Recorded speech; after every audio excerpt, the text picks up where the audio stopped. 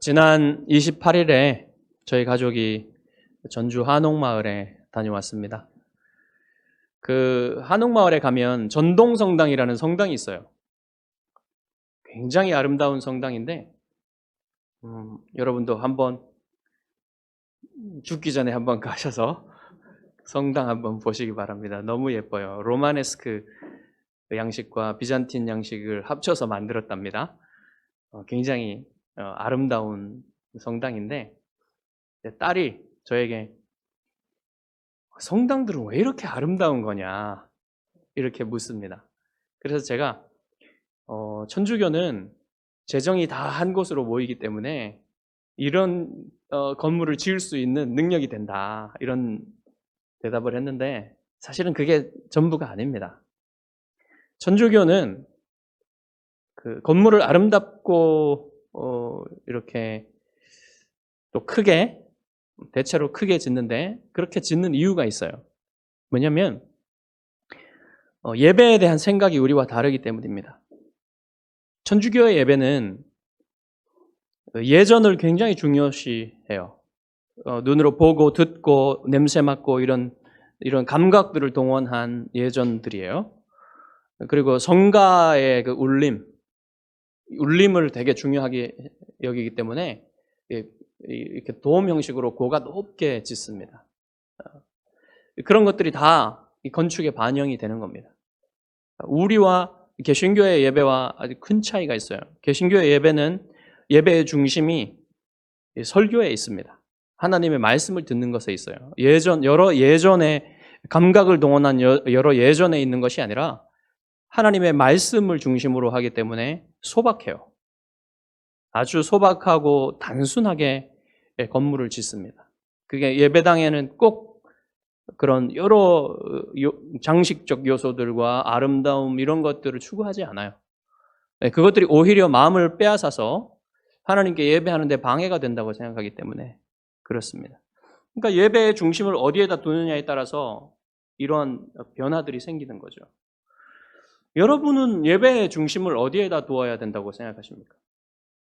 오늘 본문은 우리가 예배의 중심을 어디에다 두어야 하는지, 예배의 원리들이 무엇인지 우리에게 가르쳐 주고 있습니다. 오늘 본문은 여러분 이제 십계명이 끝나고 나서 그 뒤에 율법이 나온다 그랬죠.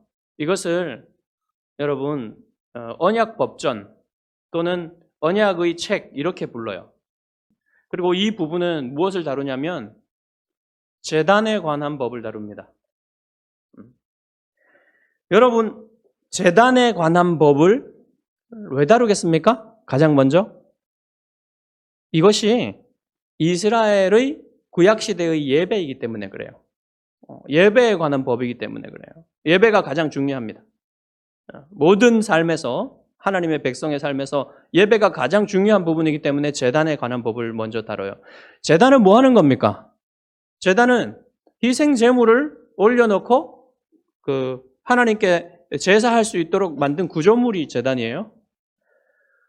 그러니까 여러분 하나님께 이 구약 백성들이 하나님께 나아가려면 하나님을 만나려면 즉 예배하려면 언제나 희생 제물이 필요했습니다. 희생 제물 없이는 절대로 하나님 앞에 나아가서 하나님과 만날 수 없어요. 예배 드릴 수 없단 말입니다. 구약시대 예배의 특징이었어요. 그러니까 이 제단에 관한 법은 곧 예배에 관한 법이 되는 거예요. 하나님은 이 제단에 관한 법을 통해서 우리에게 어떻게 예배해야 하는가, 구체적으로 말하면 예배의 중심이 무엇인가, 그리고 예배의 중심을 잡기 위해서는 어떻게 예배해야 되는가, 이런 것들을 우리에게 가르쳐주고 계십니다. 자, 본문이 두 부분으로 나눠지는데요. 22절과 23절은 무엇에 관한 거냐면 신상을 만들지 말라. 나를 비겨서 신상을 만들지 말라는 거고요. 24절부터 26절까지는 뭐냐면 신상을 만들지 않고 그러면 어떻게 구체적으로 예배해야 되는가, 이런 것을 얘기해 주고 있습니다. 이 두 부분을 제가 오늘 말씀드리도록 하겠습니다. 먼저 23절과 24절은 뭐냐면요. 이게 예배의 중심은 하나님께 두어야 한다. 예배의 중심은 하나님이다라는 것을 우리에게 가르쳐 줍니다. 여러분 당연하지 않습니까? 예배라는 것은 하나님께 드리는 것이기 때문에 하나님이 중심이 맞잖아요. 당연한 거잖아요. 그런데 이상하게도 많은 교회들에서 예배의 중심이 하나님이 아닌 경우가 많아요. 변질된 예배는 하나님이 중심이 아니에요. 자, 우리 한번 22절과 23절을 보겠습니다. 같이 읽어볼까요? 22절과 23절. 같이 시작. 여호와께서 모세에게 이르시되 너는 이스라엘 자손에게 이같이 이르라. 내가 하늘로부터 너희에게 말하는 것을 너희 스스로 보았으니 너희는 나를 비겨서 은으로나 금으로나 너희를 위하여 신상을 만들지 말고. 자, 뭐라고 말하는지 보십시오. 너희들이 내가 말하는 것을 보았으니까 신상을 만들지 말라. 이 무슨 말입니까? 너희들은 내가 보이지는 않지만 말하고 있는 그것을 경험했다. 그렇기 때문에 너희들은 보이지 않는 하나님이 너희들 앞에서 말하는 그것을 보았기 때문에, 그것을 경험했기 때문에 신상을 만들지 말라. 이렇게 말하는 거예요. 자, 그럼 여러분 신상이 뭡니까? 신상은 이게 하나님이다 하고 어떤 보이는 모양으로 만드는 거예요. 그게 신상이죠. 그리고 여기서는 은과 금으로 만들지 말라 그랬죠. 그러니까 은과 금은 그 당시에 여러분 귀금속으로서 가장 빛나는 금속이잖아요. 그러니까 그 빛나는 금속으로 이렇게 보이는 신상을 잘 만들어 놓으면 그게 하나님의 영광을 반영하는 것이 되지 않겠습니까? 된다고 생각하는 거예요, 사람들은. 그런데 하나님이 이렇게 만드는 것을 원하시지 않는단 말입니다. 왜 그렇겠습니까? 문제는 이 신상이요, 너희를 위하여 만드는 거다. 이렇게 말하고 있는 거예요. 이게 하나님의 영광을 위해서 만드는 게 아니라 우리 사람 자신을 위해서, 만드는 사람들을 위해서 만드는 거다. 그렇게 말하시는 거죠. 구체적으로 그러면 어떻게 그게 자기를 위하는 것, 사람을 위하는 것이 되겠습니까? 여러분, 만들어 놓으면 컨트롤이 가능해집니다. 하나님은 초월적인 분이시죠. 우리가 여러분 손 안에 쥐고 어떻게 할 수 없는 분이에요, 하나님은. 모든 것을 하나님 마음대로 하시는 분입니다. 그런데 만들어 놓으면 그것을 여기 있다가 이쪽으로 옮길 수도 있는 거고요. 아무리 커도 옮길 수 있습니다. 그리고 이 모양이 마음에 안 들으면 신은 저런 게 아닌 것 같은데 하면서 모양을 바꿀 수도 있어요. 사람이 컨트롤할 수 있는 신이 되는 겁니다. 하나님 그걸 원하시지 않는 거예요. 하나님이 이스라엘 백성에게 단지 그분이 그 시내산에 강림하셨다는 그 증거들만 보여주셨고 음성만 들려주셨잖아요. 그래서 백성은 실제로 하나님의 모습이 어떤지를 볼 수가 없었어요. 자, 22절의 말씀을 보면요. 내가 하늘로부터 너희에게 말하는 것을 너희 스스로 보았으니, 하나님의 모습을 보았다 얘기하지 않죠? 하나님이 말씀하시는 것을 보았다 그랬죠? 그러면 여러분, 구체적으로 말하면 그들이 하나님을 본 게 아니라 하나님이 말씀하시는 것을 들은 거예요. 그러니까 여러분, 그들이 본 모습이 없습니다. 근데 어떻게 하나님의 모습을 본따서 신상을 만들 수 있겠어요? 하나님의 모습이 보이지 않기 때문에 사실은 신상을 만들 수가 없는 겁니다. 그러면 어떻게 만들어야 돼요? 그들의 눈에 보이는 대로 피조물의 형상을 따라 만들겠죠. 그러니까 이것 자체가 여러분, 신상이라는 것은 사실 하나님의 모습으로 만들 수가 없으니까 다 피조물의 형상으로 만들게 돼요. 이것 자체가 이미 하나님의 영광을 훼손하는 겁니다. 그래서 하나님은 우상을 만들지 말라는 거예요. 1차적으로 그런 의미가 있습니다. 그런데도 자꾸만 만들려고 하는 건 뭡니까?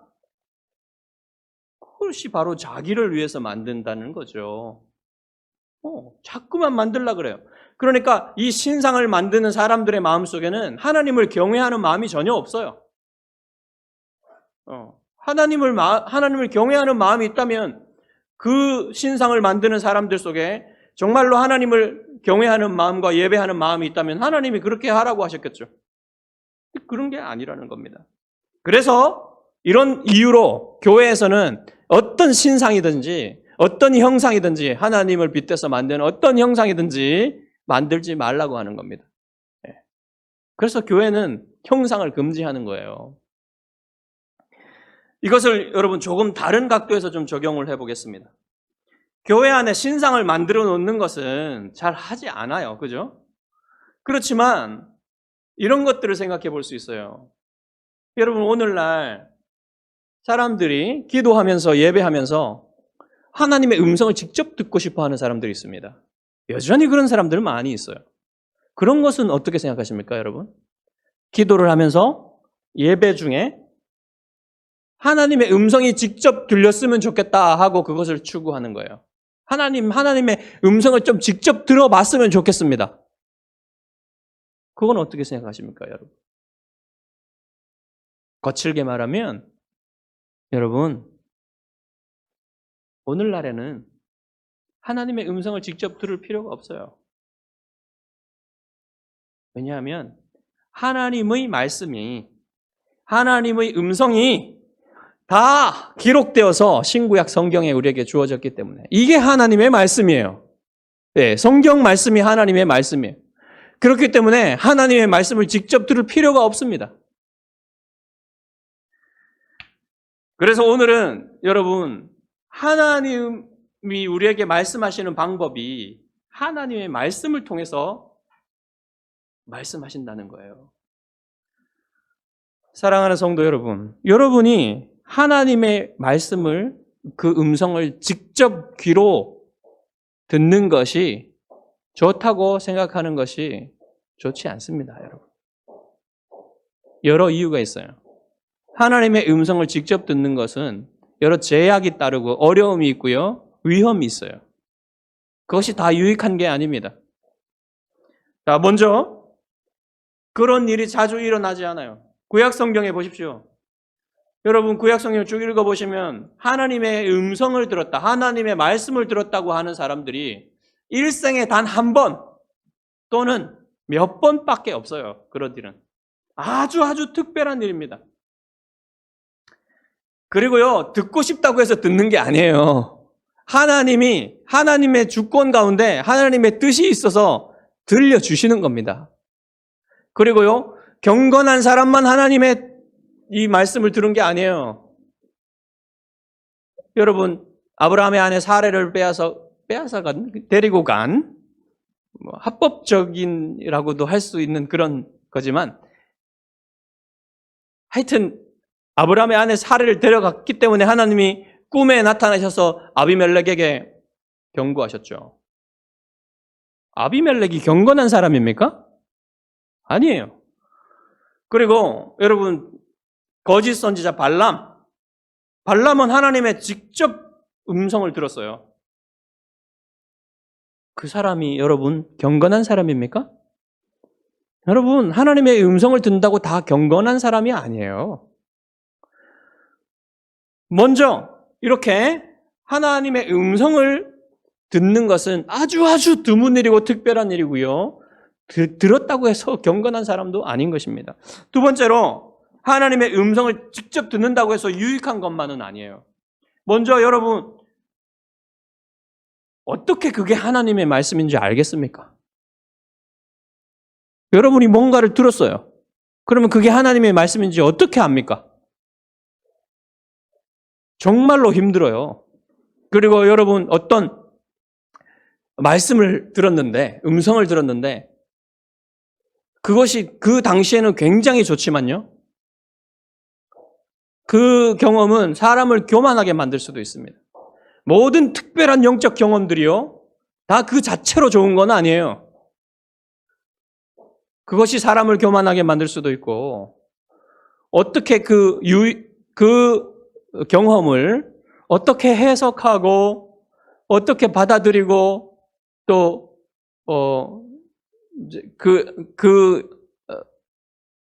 영적 경험을 자기가 관리하느냐에 따라서 많은 변화들이 생기게 됩니다.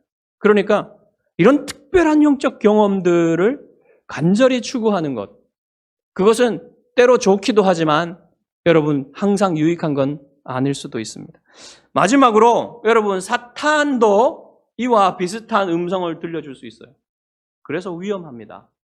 여러분, 예수님이 유혹을 받으실 때, 시험을 받으실 때 사탄이 성경 말씀, 구약 성경 말씀을 가지고 유혹을 했어요. 얼마든지 사탄이 그렇게 할 수 있다는 겁니다. 위험해요. 그래서 이렇게 하나님의 음성을 직접 들으려 하는 것에는요, 여러 문제들이 결부됩니다. 그래서 일반적으로 하나님의 음성을 직접 들으려 하는 것은 생각만큼 유익하지가 않습니다. 특별히 어떤 사람에게 하나님이 하나님의 음성을 직접 들려주실 수도 있어요.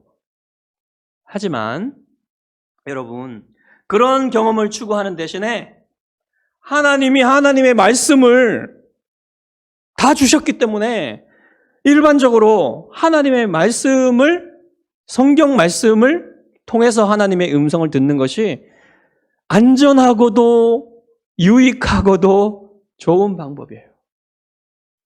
그렇게 하도록 하신 게 이 성경 말씀입니다.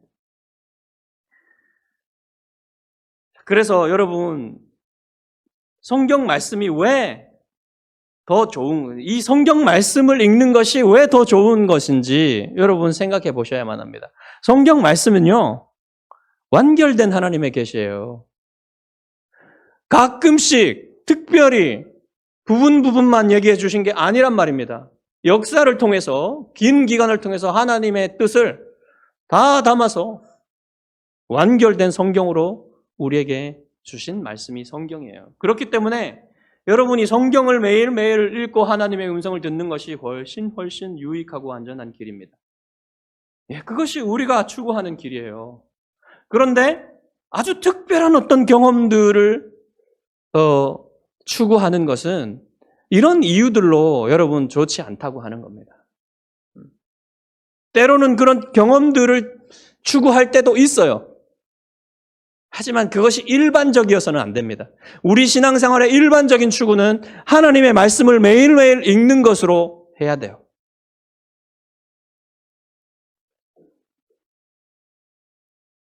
여러분, 어떤 면에서는요, 우리가 사도들보다 나은 위치에 있어요. 사도들은 얼마나 하나님의 말씀을 직접 많이 들었겠습니까? 3년 이상 예수님의 훈련을 받으면서, 예수님의 말씀이 하나님의 말씀이에요. 그 예수님의 말씀을 육성으로 엄청난 말씀을 많이 들었어요. 그러면 사도들이 훨씬 우리보다 더 좋겠네요? 그 당시의 사도들은 사실은 우리보다 나은 위치가 아니에요. 그때는 성경이 완결된 때가 아닙니다.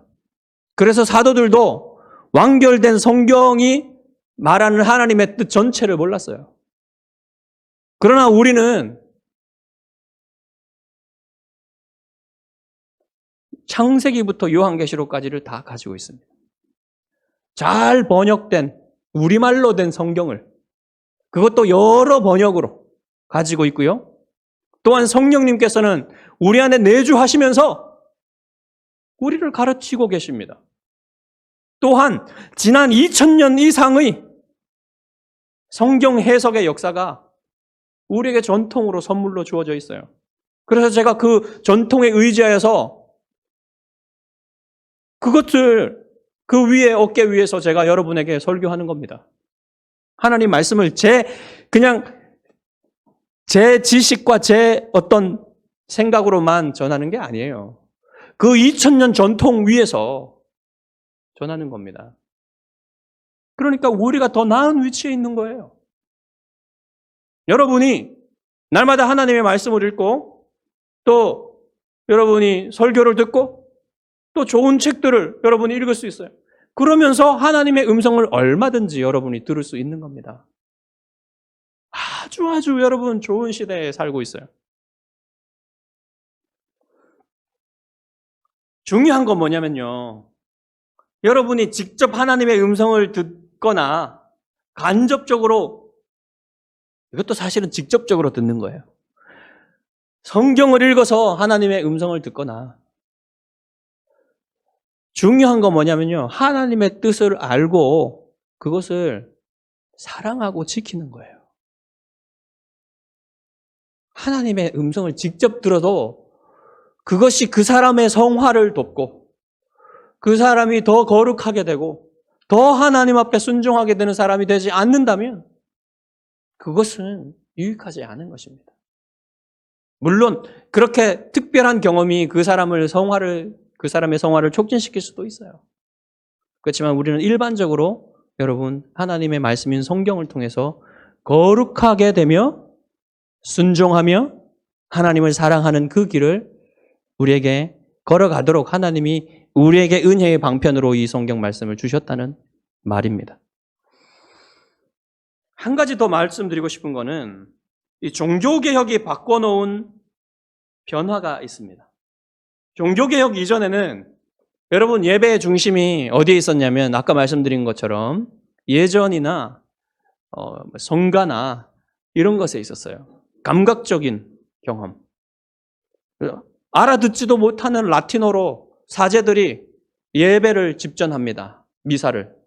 그러면 성도들은 대부분 알아듣지 못해요.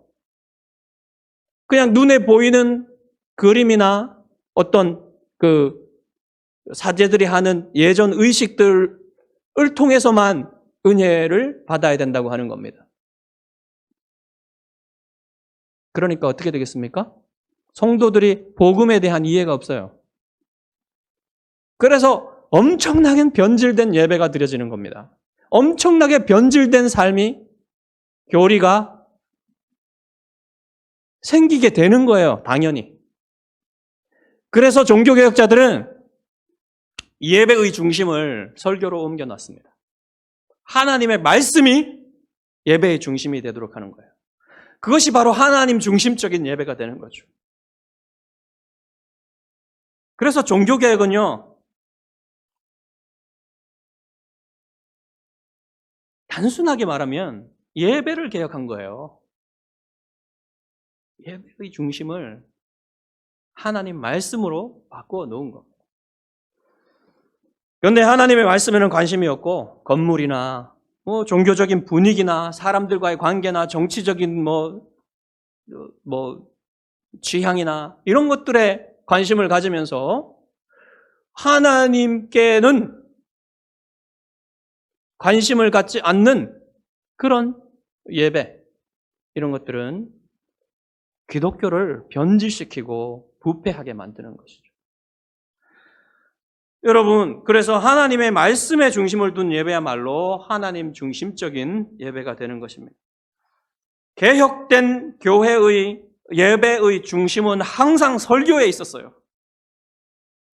건강한 교회의 예배의 중심은 항상 설교에 있었습니다.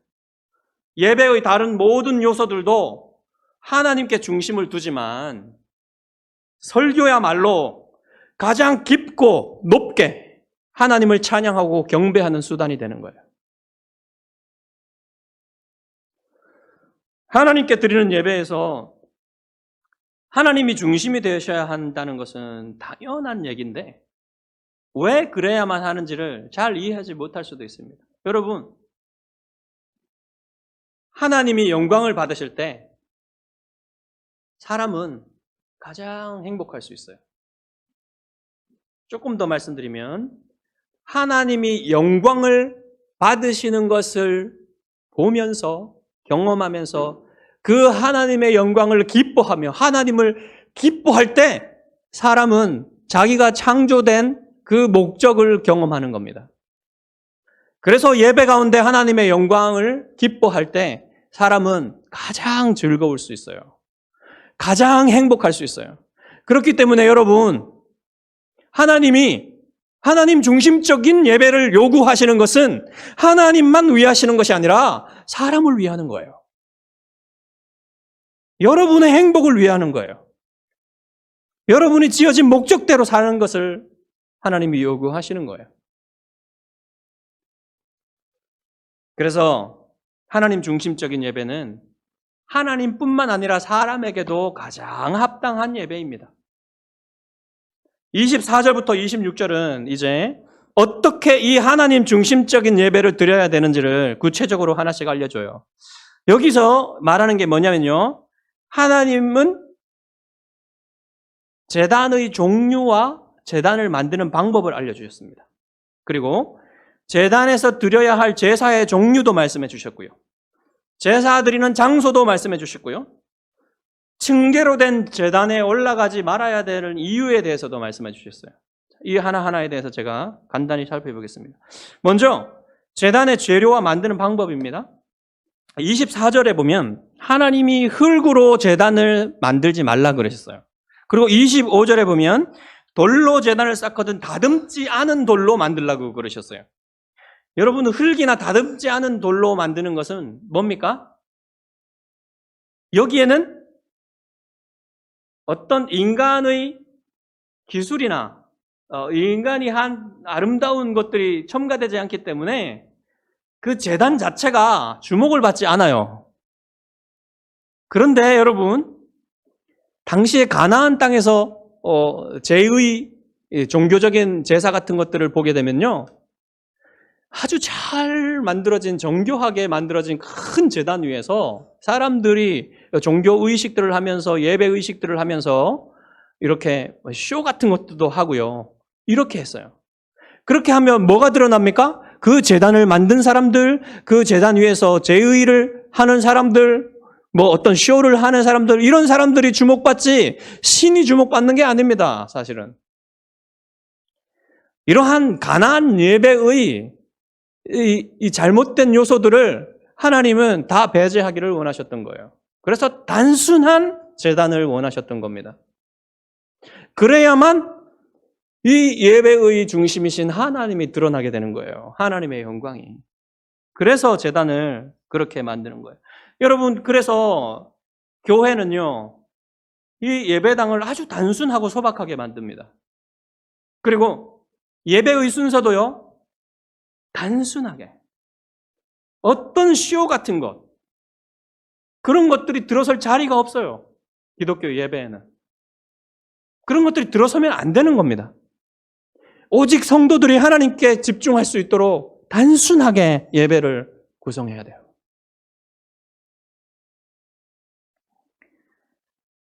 여러분, 우리에게 필요한 건요, 하나님을 경외하는 영혼들과 진리만 있으면 돼요.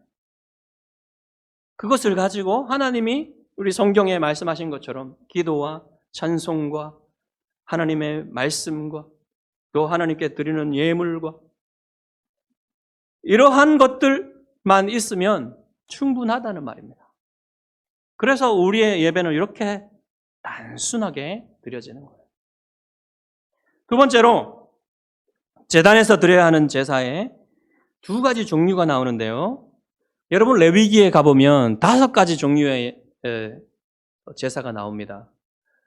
번제, 소제, 속건제, 속죄제, 화목제 5가지의 예배가 나오는데요. 오늘 우리의 본문에는 번제와 화목제만 나와요.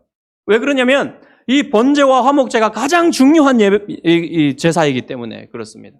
먼저 번제를 보면요, 번제는 속죄의 제사입니다.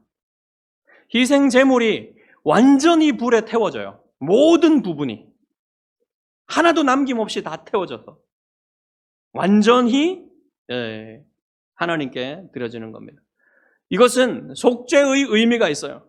대신 죽는단 말입니다. 대신 피 흘리고 대신 죽는단 말입니다. 이 희생 제물이.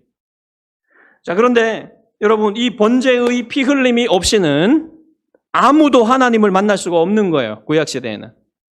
자, 그러면 만약에 오늘날 그리스도께서 십자가에 죽으시지 않았다면 어떻게 되겠습니까?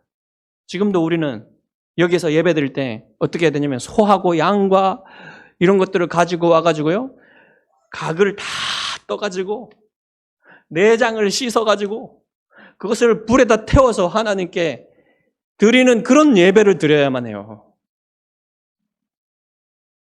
근데 우리가 그런 예배를 드리지 않을 수 있는 것은 주님이 단번에 영원한 제사를 드리셨기 때문에 더 이상 우리의 희생 제물이 필요가 없게 된 겁니다.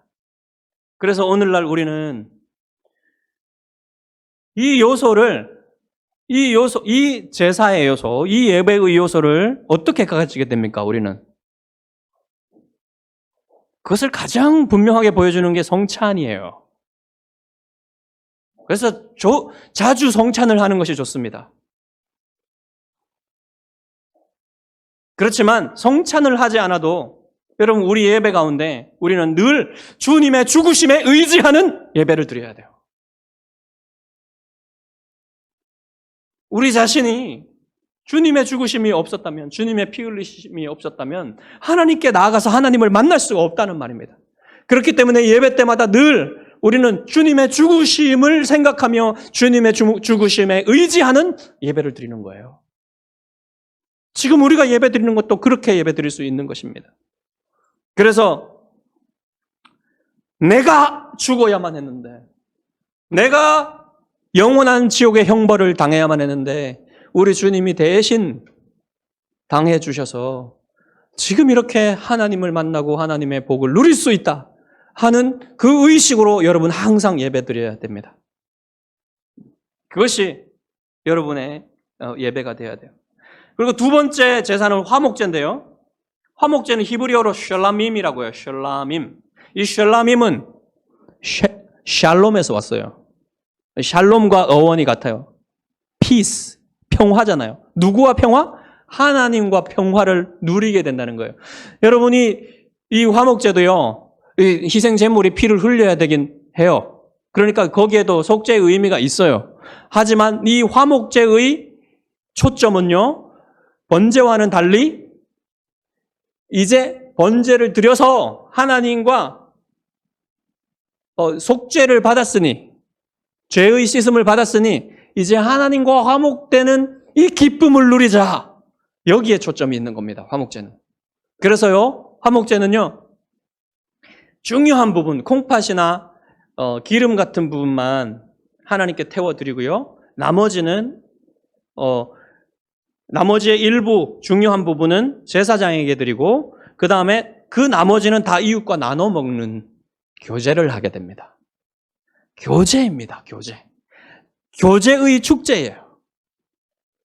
그러니까 여러분 예수 그리스도께서 우리에게 번제의 의미만 있는 것이 아니라 화목제물로 드려지신 거예요.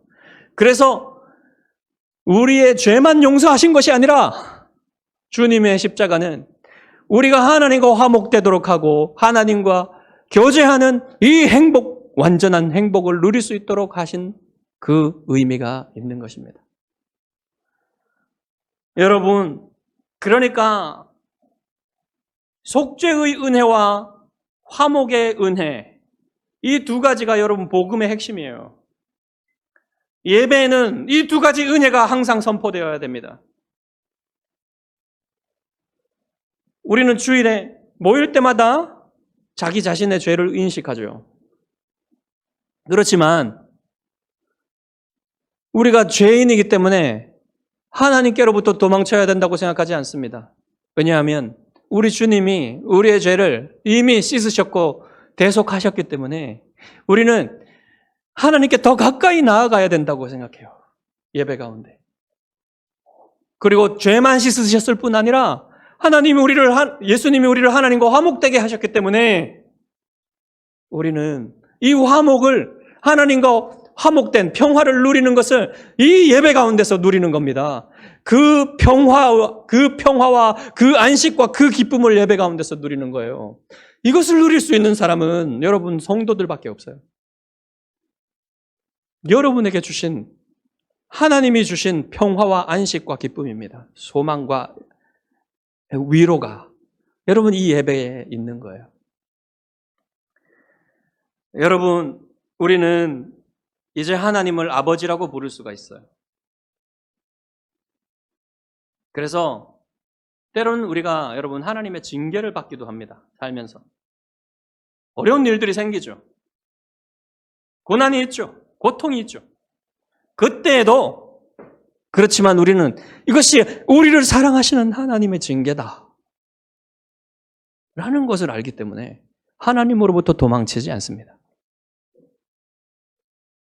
하나님의 사랑을 믿고 그때에도 하나님께 예배하기를 힘쓰는 거예요.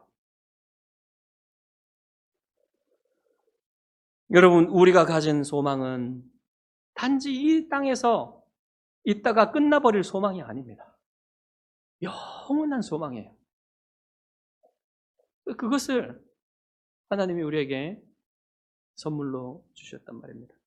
여러분, 하나님 중심적인 예배에서는 이처럼 성경 어디에서든지 이 복음이 선포되는 그런 예배를 드리는 것입니다. 하나님 중심적인 예배는 이렇게 복음이 이 주마다 설교 때마다 어느 본문에서든지 선포되는 거예요. 그것이 여러분을 향한 하나님의 음성이고 하나님의 위로고 하나님의 평화고 하나님의 소망이 되는 겁니다. 그래서 여러분이 나올 때마다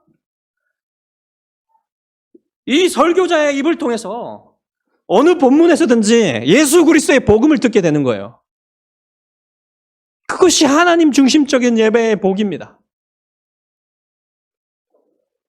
그리고 하나님은 24절을 하반절에서 내가 내 이름을 기념하게 하는 모든 곳에서 내게 임하여 복을 주리라고 하셨어요.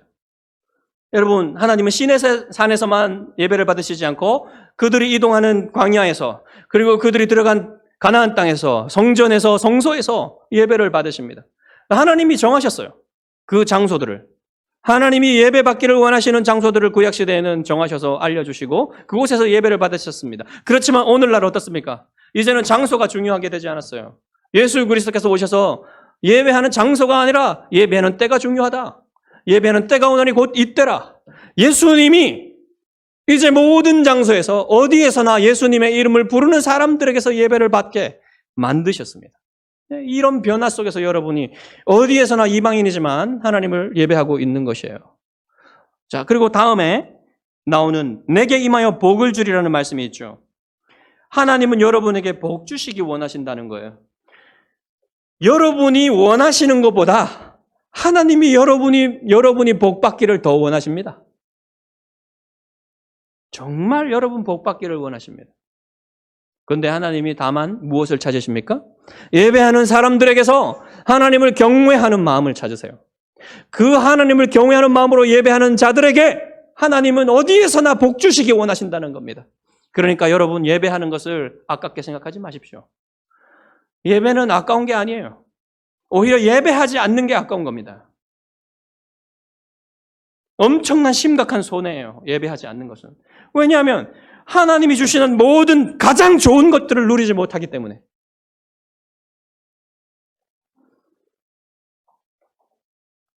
여러분, 마지막으로 예배는 순결함을 요구합니다. 26절에서 너는 층계로 내 제단에 오르지 말라. 내 하체가 그 위에서 드러날까 함이니라. 여러분, 가나안의 종교는요, 우상 숭배와 성적 부도덕으로 가득 찼었습니다. 가나안의 종교 의식에는 항상 이 성적인 부도덕이 어떤 선정적인 것과 음행이 가득했습니다. 그래서 하나님은 이런 것들을 이 이스라엘의 예배에서 또 오늘 우리의 예배에서 다 제거하기를 원하신 거예요. 내 하체가 드러나게 된다는 것, 그것을 하기 싫어하시는 겁니다. 하나님. 그래서 우리가 예배 드릴 때요, 어떤 그 성적인 그 죄를 생각하게 만들고 하게 만드는 것들은 배제해야 됩니다. 그래서 우리의 마음가짐이나 몸가짐 이런 것들을 잘 해야 된다는 거예요. 다만 여러분 그냥 성적인 것만 얘기했지만 예배 가운데 성적인 죄만 결부되는 것은 아닙니다. 다른 모든 죄들도 미워하고 거룩한 예배를 드리기 위해서 힘써야 한다는 말씀이에요. 이것이.